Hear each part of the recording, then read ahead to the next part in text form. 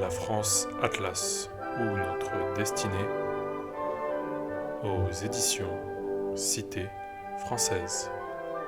Écrit et lu par Charles Ferrus.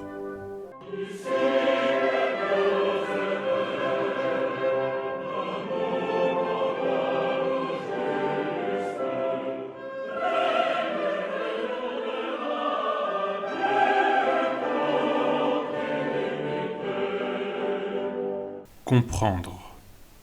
Histoire et loi du vivant. Parmi les atomes les plus abondants dans l'univers se trouvent l'hydrogène, l'hélium, l'oxygène, le carbone et l'azote. Il n'est ainsi pas étonnant que les atomes qui constituent le vivant soient en très large majorité l'hydrogène, l'oxygène, le carbone et l'azote. L'hélium est inerte chimiquement. Le carbone est l'élément primordial du vivant. Tout simplement parce qu'il est tétravalent, c'est-à-dire que c'est quasiment le seul atome qui peut se lier à 4 autres atomes en même temps. L'eau, composée d'hydrogène et d'oxygène, est fondamentale à la vie. Outre sa capacité dissolvante, elle possède de nombreuses propriétés dont la bipolarité permettant des associations complexes entre molécules.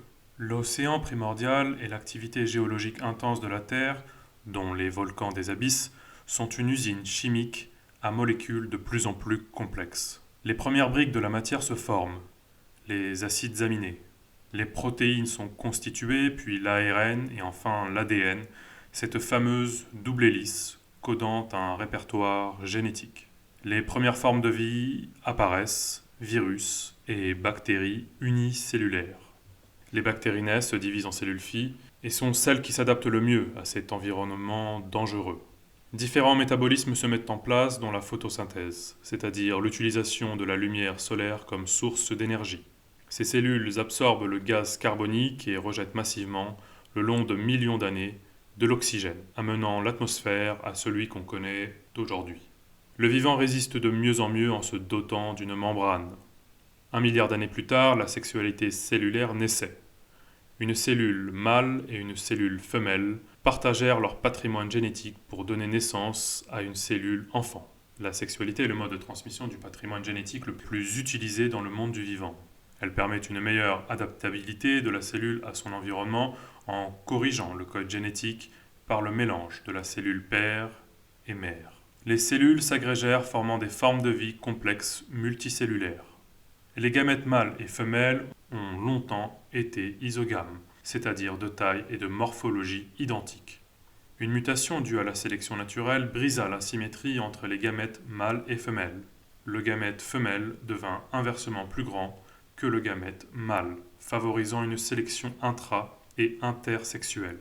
Des caractères sexuels secondaires émergèrent, expression pour un bon partenaire sexuel. Entre les femelles et les mâles se joue une tension permanente pour la reproduction de ses propres gènes. Pour les femelles, qui portent la charge de la progéniture, se poursuit une stratégie de protection. En effet, son nombre de gamètes est limité le long de sa vie, elle n'est féconde que périodiquement, et elle est mise en danger pendant le temps de la gestation.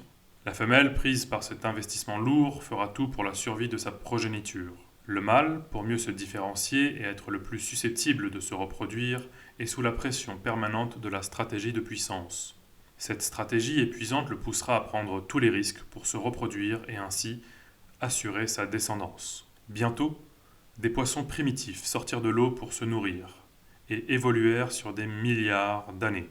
Insectes, dinosaures, mammifères.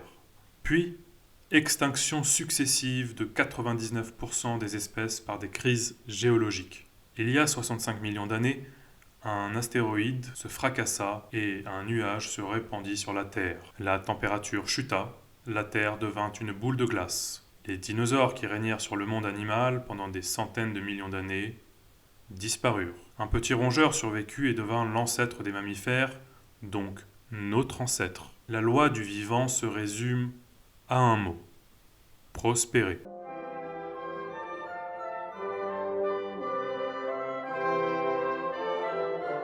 La France Atlas ou notre destinée aux éditions Cité française. Écrit et lu par Charles Ferrus.